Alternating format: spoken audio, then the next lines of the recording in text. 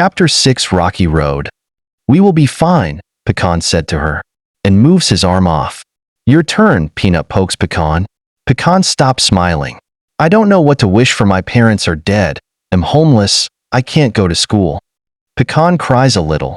I am sorry to hear that, said Peanut. You don't understand, Pecan says it loudly.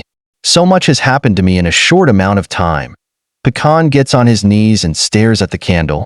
It feels just like yesterday. I was coming home from the grocery store getting my parents' food. Actually, I stole it because I didn't want to spend the money they gave me, and teacher police was chasing me all the way down to my house. But they lose me. I outran them. Pecan laughs. And I saw fire trucks coming down the same street my house was at.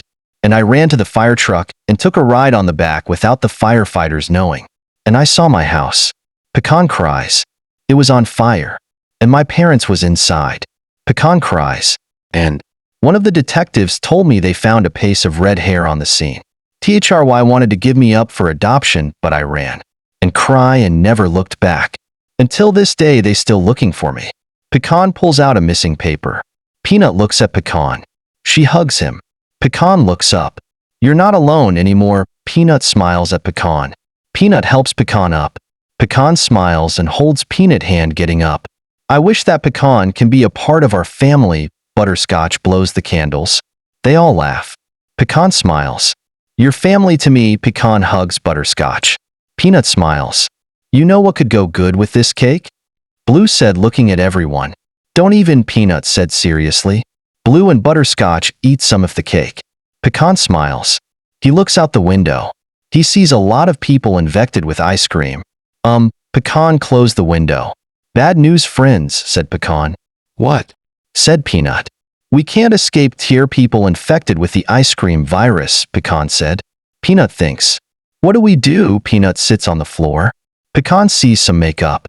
Let's blend in with the crowd, said Pecan, holding the makeup. Pecan puts makeup on his face. How do I look? Peanut laughs. Peanut and the others put makeup on. Let's do this, said Butterscotch. Blue laughs. I wish I had a little sister, said Blue.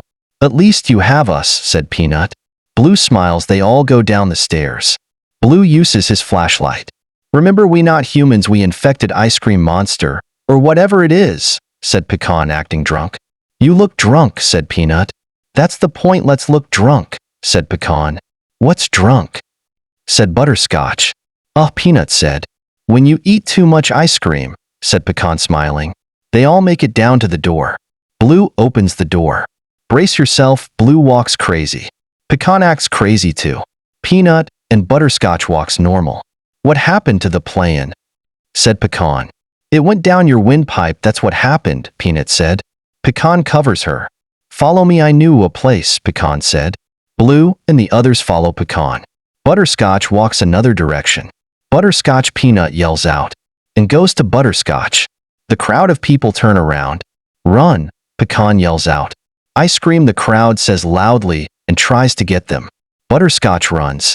Peanut follows her. Pecan grabs Blue by the arm and runs. Through an alley they run to the other side. A hand grabs Butterscotch. Peanut punches the person and grabs Butterscotch and keeps running. They run all the way to a random clubhouse. They catch their breath. Is everyone okay? Peanut said. Yes, said Pecan and Butterscotch. Sorbet, MS Cinnamon, and the old ice cream man shows up. You're outnumbered, kids, said Sorbet.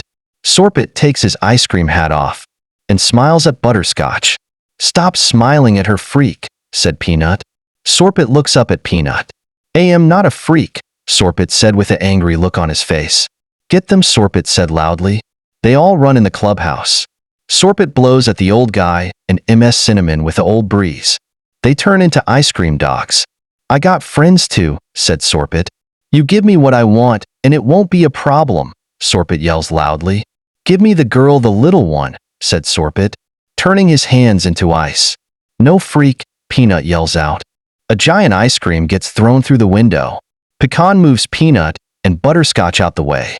I bet this guy got a brain freeze, Pecan laughs. Get it? Peanut doesn't smile. Blue begins to act strange. Is he okay? Butterscotch said, looking at Blue. Blue falls out. Blue. Peanut yells out. Blue went out. Blue, said Pecan.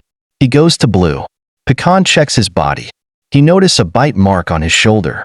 That's not good. Pecan looks back and, Peanut, protect your sister. He infected to. Pecan takes Blue belt off and ties his hand with his foot. Sorry buddy, it's for your own good. Happy birthday, by the way, Pecan said, fixing the straps. That should hold him. A hole gets punched through the door. This is your last warning, said Sorbet. Cover the doors, said Pecan, pushing Blue in a corner. With what we have, nothing. Peanut looks at Pecan. Pecan unzips his backpack. I know what to do, said Pecan. Something stupid, said Peanut. Hear me out, said Pecan. I have a heater and other stuff in this backpack. Use it wisely. Pecan gives it to Peanut. Butterscotch sees potato chips and eats it. Not the right time. Peanut butter, Pecan said. It's Butterscotch, said Peanut. Hey Peanut. Butter sounds like a good team name for the both of you. Pecan smiles. We don't have anything to block the door, said Butterscotch. Stay behind me, both of you, said Pecan.